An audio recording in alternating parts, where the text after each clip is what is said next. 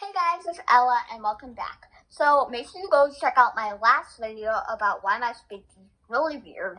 I got it on channel. I'm not showing you anymore, but anyways, let's get on with the video. Okay, so I'm packing my bag because I'm gonna babysit with my friend because so yeah.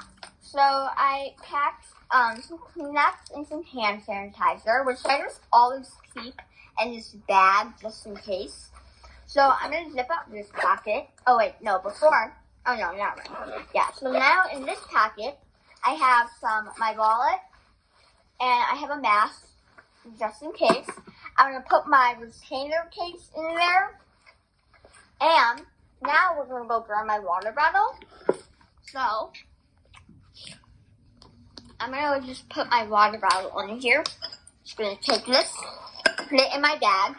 And then I'm using my phone right now, but I promise I'll put that in before I leave.